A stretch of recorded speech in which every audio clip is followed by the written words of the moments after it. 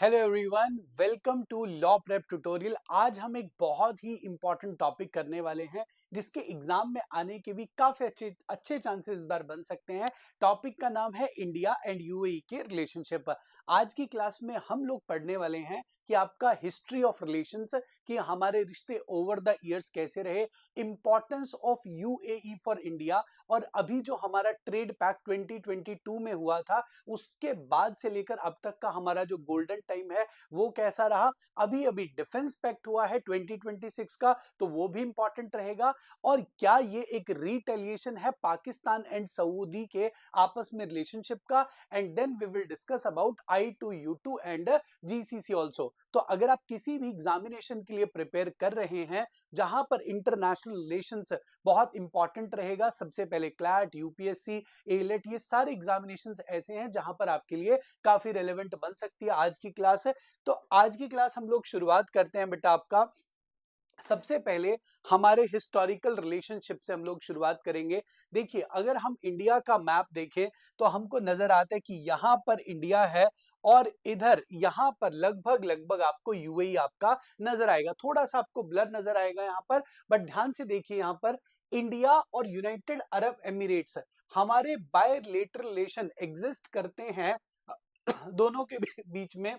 जब से United Emirates बना आपका, अब ये बना कैसे था ये भी बहुत इंपॉर्टेंट है। 1971-72 के अराउंड एक व्यक्ति थे जिनका नाम था मिस्टर शेख जायद। शेख जायद ने 7 एमिरेट्स को इकट्ठा किया। वो 7 एमिरेट्स कौन से थे? जिसमें दुबई, जो आज का सबसे बड़ा वाइब्रेंट सिटी है, ऑल्दो कैपिटल नहीं है बट आपका कमर्शियल कैपिटल आप उसको कंसिडर कर सकते हैं यूएई की।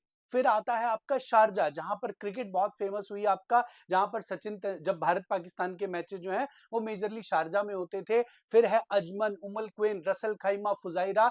Last but not the least, more than 70% area आता है आपका अबू धाबी। तो 7 राज्यों को एक प्रकार से जोड़कर आपके शेख जायद जी ने एक कंट्री बनाई थी जिसका नाम है यूएई। बट इनके हमारे रिश्ते जो हैं वो 3000 बीसी के अराउंड आपके बन चुके हैं। India and UAE, including the precursor Emirates, have maintained close relations. हमारे close relations शुरू से रहे through ancient trade and network. Sumerians trade with Meluha.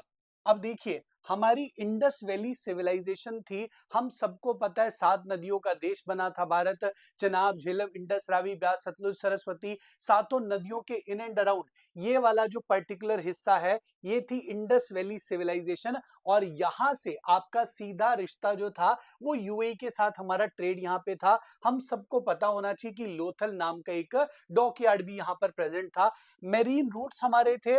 अच्छा, ऐसी कहानी थी कि एक ना ऑर्गेनाइजेशन है मुसलमानों के लिए पूरी दुनिया में, जो सबसे इंपॉर्टेंट ऑर्गेनाइजेशन है उसको हम कहते हैं ओआईसी। उसमें मेजॉरिटी कंट्रीज, अगर 57 कंट्रीज उसमें है तो 48 मुस्लिम मेजॉरिटी नेशन स्टूडेंट्स उसके अंदर है। उसका नाम है ओआईसी। वहां पर हमारा पड़ोसी देश है जिसका नाम है पाकिस्तान। पाकिस्तान क्या कर पाया है, दुनिया को कन्विंस कर पाया, स्पेशली जो मुस्लिम कम्युनिटी है उन लोगों को थ्रू आउट द वर्ल्ड, कि पाकिस्तान बेटर है इंडिया से आपका।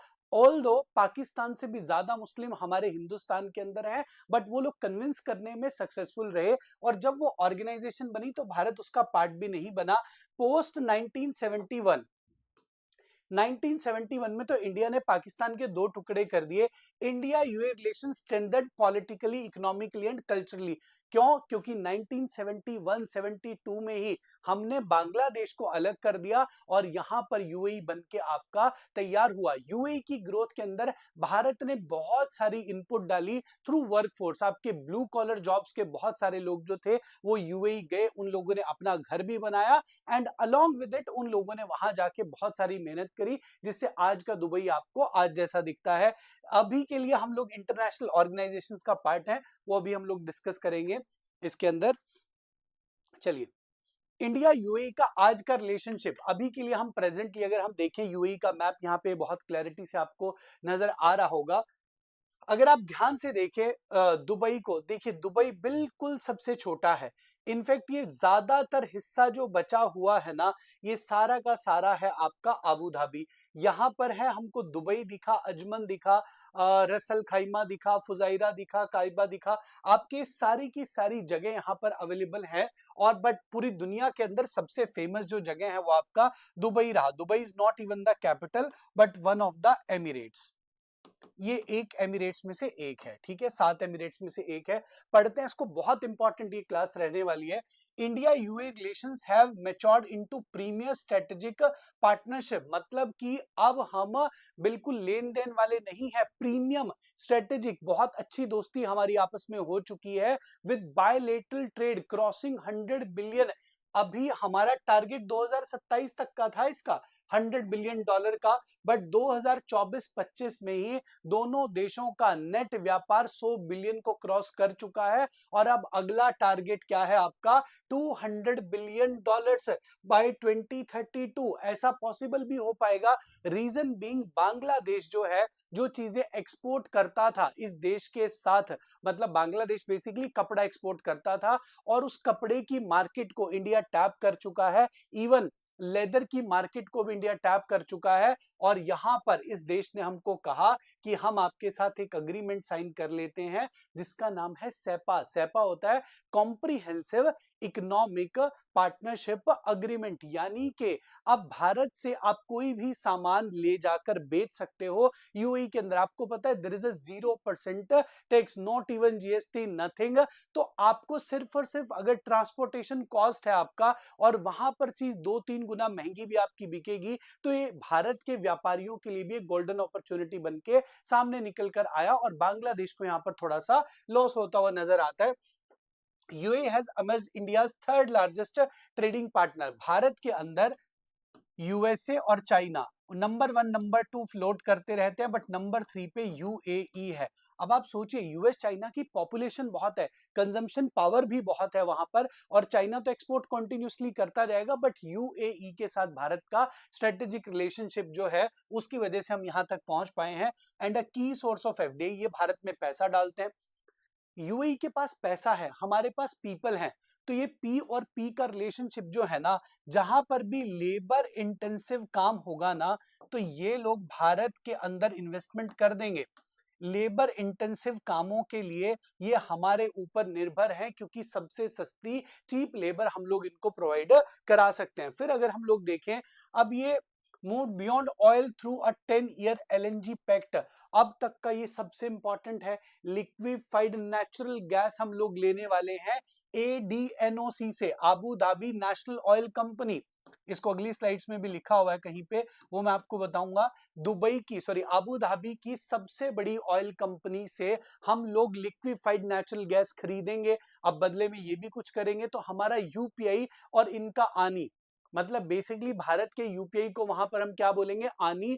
और रुपे कार्ड, रुपे, देखो दुनिया में ना प्लेटफॉर्म होते हैं पेमेंट करने के लिए, जैसे अगर आप पेमेंट करोगे तो visa, master card, maestro, RuPay, ये सब होता है। तो आपका, इनका कुछ नहीं था, इंडिया ने खुद का डेवलप किया जिसका नाम था रुपे कार्ड। तो रुपे कार्ड जो है, अगर हम लोग देखें रुपे कार्ड को, तो रुपे कार्ड एक ऐसी चीज है जिसको हम कहेंगे फाइनेंशियल प्लेटफॉर्म। मतलब कि अगर एक कार्ड के नीचे रुपए लिखा हुआ है ना, तो वीजा मास्टर कार्ड के मुकाबले बहुत बहुत कम जो है, आप समझ के चलिए, आपको यहां पर चार्जेस देने पड़ते हैं रुपे कार्ड के अंदर। और रुपी के ऊपर ही इन लोगों ने बिल्ट कर दिया है कि आपका जेवन, इनका जेवन है और हमारा रुपए है, मतलब भारत का रुपए ही है, बट इसको वहां पर क्या कहेंगे हम, आपका जेवन। तो मतलब जितनी भी पेमेंट्स है, मान लीजिए इंडियंस को पेमेंट करनी है यूएई पे, यूएई वाले को इंडियन पे पेमेंट करनी है, और भारत से आप दुबई घूमने गए तो यूपीआई हो सकता है, कार्ड चल सकते हैं, रुपए कार्ड आपका एज इट इज चलेगा। आपको जो हैवी इंटरनेशनल मर्चेंट पेमेंट्स पे आपको फाइन, एक टाइप से आपका पेनल्टी तो नहीं कह सकते उसको, आपके ट्रांजेक्शनल चार्जेस जो देने पड़ते थे, अब वो फॉरेक्स चार्जेस आपको वहां पर पे नहीं करने हैं, ठीक है। एंकर्ड इन 3.5 मिलियन। अब यूएई हमारे लिए बहुत जरूरी है, क्योंकि भारत की तरफ से 35 लाख लोग जो हैं वो इस कंट्री के अंदर रहते हैं। 35 lakh people are staying in UAE, इन सातों एमिरेट्स में भारत की तरफ से 35 lakh strong Indian diaspora. This partnership transform economic independence into sustainable geopolitical convergence. अब वैसे इन देशों के आप देखोगे ना, चाहे सऊदी है, यूएई है, एक बहुत अच्छी बात है, अपनी सिटीजनशिप नहीं देंगे, क्योंकि जिन जिन लोगों ने सिटीजनशिप देने का स्यापा मोल लिया, वो जाते ही बोलेंगे कि नहीं, हमें डेमोक्रेसी चाहिए, हमें राजा का राज नहीं चाहिए। इन देशों में राजाओं का राज है, but they are dealing efficiently, वो बहुत एफिशिएंटली काम कर रहे हैं, and that is why these people are growing. और जो भी बाहर से आते हैं, आइए, मेहनत कीजिए, रहिए, बट आपको यूएई का सिटीजनशिप यहाँ पर नहीं मिल सकता, क्योंकि ऑलमोस्ट सब कुछ वहां पे फ्री हो जाएगा अगर आपको वहां की सिटीजनशिप मिल जाती है। चलिए, अब मोदी जी हैं, अब ये गोल्डन फेस है। 2014 में मोदी जी जब प्रधानमंत्री बने, तो 2015 में मोदी जी वहां पे पहुंचे, बात किया कि इस देश में एक मंदिर भी होना चाहिए। यूएई ने ऑब्लाइज किया कि जरूर होना चाहिए। भारत के सीबीएसई के स्कूल्स ऑलरेडी ऑपरेटेड थे, फिर कहा गया कि एक आईआईटी भी यहां पर हो, और आईआईटी भी आपकी वहां पर बना के तैयार की गई। 34 साल में पहली बार कोई प्रधानमंत्री इतने बड़े एमिरेट्स के अंदर आपका पहुंचता है। आफ्टर 34 ईयर्स नरेंद्र मोदी जी यहां पर पहुंचे, और फिर उसके बाद तो जो दोस्ती का सिलसिला शुरू हुआ, फिर तो इन लोगों ने मोदी को सबसे हाईएस्ट सिविलियन पुरस्कार, जिसका नाम है शेख जायद मेडल, जिसके अंदर पेटल्स लगे होते हैं आपके, मतलब जैसे हमारा भारत रत्न है, इनका है शेख जायद मेडल। तो शेख जायद मेडल किसको मिला है? आपके नरेंद्र भाई मोदी को। Geopolitically the UAE dehyphenated India from Pakistan. अब डीहाइपनेटेड मतलब पाकिस्तान क्या बोलते हैं? एंटी मुस्लिम है इंडिया, एंटी मुस्लिम, मुसलमानों के साथ गलत है, मुसलमानों के साथ गलत है। इनका एक ही काम है और एक ही ऑर्गेनाइजेशन है जहां पे चिल्लाते हैं, OIC, Organisation of Islamic Cooperation. But 2019 में यूएई ने एक मास्टर स्ट्रोक खेल डाला, पाकिस्तान के तो मुंह पे चांटा लगा उस बात से। तो पाकिस्तान के साथ क्या हुआ है? पाकिस्तान ने कहा कि भारत कभी भी ओआईसी में नहीं आ सकता, बट सुषमा स्वराज भारत की तरफ से एंट्री लेती हैं और उनको गेस्ट ऑफ ऑनर बनाया गया। इन रिटेलिएशन पाकिस्तान ने मीटिंग ही स्किप कर दी आपकी। फिर भारत ने 2022 में इस देश के साथ क्या किया? आपका एक सेपा साइन किया। मैं इसको ऐसे समझाता हूं कि आपको कि भारत की तरफ से आपको अगर यूएई जाना है, तो सबसे पहले आपने कपड़े डाले, ऊपर से सर्दी का टाइम है, लेदर जैकेट आपने डाली, आपने शूज डालिए, आपने अपनी गाड़ी उठाई और गाड़ी के अंदर आपने अपने स्पोर्ट्स का सामान रख लिया, सब कुछ रखा, आपने थोड़ा फर्नीचर भी रख लिया और आप चल पड़े यूएई। अब जितनी भी चीजें मैंने आपको बताई है ना, इन सबको एक्सपोर्ट करने पे ना 0% टैक्स है। कि अगर आप कपड़ा बेचना चाहते हो दुबई में जाके, आप लोगों से बात करके आओ और आप बात करने के बाद सीधा कपड़ा भेज दो और वो आपको पेमेंट करेंगे। आपकी इनकम क्या होगी? बिल्कुल भी उसके ऊपर यूएई आपसे कोई भी टैक्स नहीं लेगा, कोई भी जीएसटी आपसे वहां पर नहीं लिया जाएगा। तो ये बहुत ही बढ़िया चीज है और इसकी वजह से हमने क्या देखा? व्यापार जो हमारा है वो कितना हो चुका है? $100 बिलियन से ऊपर। 2032 तक हम कितना कर देंगे उसको? $200 बिलियन, ये टारगेट है। जनवरी 2026 में हमारे बीच में स्ट्रेटेजिक डिफेंस पार्टनरशिप भी हो चुकी है। 3-4 घंटे का ही ट्रिप था, इसके अंदर ही ये सारी बातें यहां पर की गई हैं। प्रेजेंट डे डील क्या है? हम ऑलरेडी डिस्कस कर चुके हैं सेपा के बारे में। फिर हमने देखा व्यापार के दृष्टिकोण से व्यापार में हम लोग कहां पे पहुंचना चाहते हैं? $200 बिलियन पे हम लोग जाना चाहेंगे। और फिर by doubling the trade target, both nations are signalling a commitment to creating a corridor in the global south that bypass traditional western trade dependencies. Initiatives like Bharat mart, यहां पर एक भारत मार्ट बनेगा, कहां पर? Jebel Ali Free Zone, JAFZA जिसको हम बोलते हैं, दुबई के पास ही है। And the Bharat Africa Setu being fast tracked, India को अफ्रीका में भी पहुंचना है। अफ्रीका में 54 कंट्रीज हैं, उनका अगर एक्सेस मिल जाए, जहां पर चाइना अपना सामान बेच बेच के उनको अपना बना चुका है, अगर हम चीजें एक्सपोर्ट करें और थ्रू यूएई करें तो हमको मजा आ जाएगा, हमारे लिए बहुत ही बढ़िया चीज वो बन सकती है। ठीक है, इंडिया यूएई का डिफेंस पैक्ट पढ़ते हैं जो अभी के लिए हुआ है। India and UAE are moving towards a formal security architecture reflecting a shared vision of partnership strategic authority. UAE now views India rather than traditional regional as its primary partner for maritime security. Maritime security क्यों? Indian navy ने ना सारे record ध्वस्त किए हैं। आप रोज पढ़ते होंगे आईएनएस विक्रांत, आईएनएस विक्रम, आपका अलग अलग हमारी जो पनडुब्बियां हैं, आपकी जो सबमरीन जिसको हम कहते हैं आपका, और जितने भी हमारे एयरक्राफ्ट कैरियर्स हैं सब आ चुके हैं और यूएई समंदर के अंदर ही है and they are looking at India. और हम सबको पता है कि पाकिस्तान को सबक सिखाया था और 4 दिसंबर को इंडिया नेवी डे भी सेलिब्रेट करता है। तो अपनी मैरी टाइम सिक्योरिटी के लिए ना they are heavily reliant on India, और इवन इंडिया चाहता है कि हम सामान बेचना शुरू करें पूरी दुनिया के अंदर और हम डिफेंस के एक्सपोर्टर बने। और इसी का रिजल्ट है आपका कि भारत जो है यूएई के साथ strategic partnership, defence partnership specifically वो कर रहा है अभी के लिए। इसके अलावा म्यांमार को हम सामान बेचते हैं, अर्मेनिया को हम सामान सॉरी अर्मेनिया को हम सामान बेचते हैं डिफेंस का। म्यांमार है, अर्मेनिया है और एक आपका फिलीपींस है। फिलीपींस को तो हम ब्रह्मोस भी देने वाले हैं, ठीक है। For instance a letter of intent for strategic defence partnership, कि हमारा इंटेंशन है, आपका भी इंटेंशन है, साइंड इन जन 2026। इसी के लिए क्लास आज रखी है। यहाँ पर कवर क्या कर रहे हैं? डिफेंस इंडस्ट्रियल कोलैबोरेशन एंड इंटरपोर्टेबिलिटी, की अब हम लोग आपस में मिलके काम करेंगे डिफेंस के अंदर। तो ये भारत के लिए बहुत ही बढ़िया चीज है। आपका जॉइंट एक्सरसाइजेज है हमारी Desert Cyclone, Desert Flag now feature complex combat scenarios, मतलब कि हम जो हैं इन लोगों के साथ मिलकर एक्सरसाइजेस करते हैं। और अगर हम एक्सरसाइज कर रहे हैं डिफेंस की, तो इसका मतलब है हम किसी भी अनहोनी के लिए यहाँ पर तैयार बैठे हुए हैं, ठीक है। तो दोनों कंट्रीज ने अभी के लिए लेटर ऑफ इंटेंट साइन कर लिया है। फिर शांति बिल ऑलरेडी आप लोगों को एक बार पढ़ाया जा चुका है क्लास के अंदर, आई बिलीव ऑलरेडी एक वीडियो अवेलेबल है एलपीटी के पोर्टल पे। तो शांति बिल के थ्रू भी न्यूक्लियर एनर्जी में हम इनके साथ पार्टनरशिप कर रहे हैं आपका, by venturing into civil nuclear corporation and small modular reactors. The UAE is positioning itself as a primary financer and partner in India's green energy transition. Bharat का मन क्या है? हम 2070 तक नेट जीरो अचीव करना चाहते हैं। ये हमारी पॉलिसी होगी कि हम नेट जीरो पे पहुंच जाए। उसके लिए क्या जरूरी होगा? न्यूक्लियर फ्यूल सबसे क्लीनेस्ट फ्यूल्स में से एक होता है, ग्रीन हाइड्रोजन है, और उस सब के अंदर जो पैसा लगेगा एक टाइप से इक्विटी लेने की कोशिश है आपके यूएई की। और दूसरा, मैंने आप लोगों को शुरू में ही बताया था कि एक डील हुई है LNG supply, liquefied natural gas 0.5 million metric ton हर साल आपका जाएगा 2028 ऑनवर्ड। और ये हमने कॉन्ट्रैक्ट कर लिया किससे? एडीएनओसी से, Abu Dhabi national oil company. अब आप सोचिए इस चीज को कि अगर हम लिक्विफाइड नेचुरल गैस इधर से ले रहे हैं तो रशिया से कम करेंगे, और यूएस की कोई दुश्मनी भी नहीं है यूएई के साथ। तो अगर हम ये ले रहे हैं यूएई के साथ तो रिश्ता अच्छा ही है, हम थोड़ा सा कम इंफ्यूरिएट करेंगे ट्रंप जैसे व्यक्तियों को यहाँ पर। Simultaneously both nations are collaborating on small modular reactors, ये मैंने ऑलरेडी आपको यहाँ पर बता दिया, ठीक है।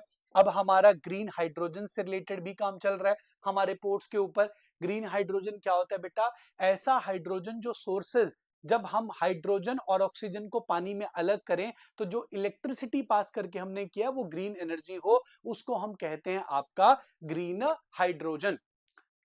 हमारी पार्टनरशिप की हम लोग बात करें, यूएई कमिटेड टू डेवलप, हाँ ये बहुत इंपॉर्टेंट है, धुलेरा गुजरात के अंदर है, ये साइट भी है एक आपकी धुलेरा स्पेशल इन्वेस्टमेंट रीजन। इसके अंदर ये लोग भारी इन्वेस्टमेंट कर रहे हैं लेबर इंटेंसिव एरियाज के अंदर। स्पेस कोलैबोरेशन, भारत के आईएसआरओ का जो एंट्रिक्स है, और मतलब जो कमर्शियल आर्म ऑफ आईएसआरओ है, वो भी इनके साथ टाई अप कर चुकी है। अब पहले क्या था? बायर सेलर, हम इनसे क्या करते थे कि ठीक है पैसा दो, हम आपके सैटेलाइट लॉन्च कर देंगे। अब हम क्या कर रहे हैं? कोलैबोरेट करके काम कर रहे हैं। और एजुकेशन के क्षेत्र में देखें तो आईआईटी दिल्ली आबू धाबी आपका बन चुका है। तो मतलब आबू धाबी के लोगों को आईआईटी का एक्सपोजर जो है वो भारत आईआईटी दिल्ली के थ्रू यहाँ पर देने के लिए दे रहा, मतलब चल रहा है। और यहाँ पर नंबर ऑफ सीट इंक्रीज हो चुकी हैं 400। Although it is not important but you can remember it कि हाँ ग्रेजुअली जो है हम एजुकेशन के फील्ड में भी आगे की तरफ बढ़ रहे हैं इनके साथ, ठीक है। अब एक बहुत इंपॉर्टेंट चीज है, हम यूएई के पीछे इतना पीछे क्यों पड़े हुए हैं? अब ध्यान से देखना आप इसको, ये है जीसीसी।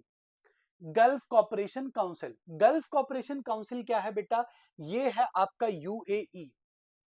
ये सारी की सारी मोनार्कीज हैं बेसिकली। यहाँ पे चलता है राजतंत्र, मतलब राजा जी का राज। सब बढ़िया चल रहे हैं, Kuwait, Bahrain, Qatar, UAE, Oman, Saudi, है ना। और ये छोटा सा कंट्री यहाँ पर क्या है, इसका नाम है यमन।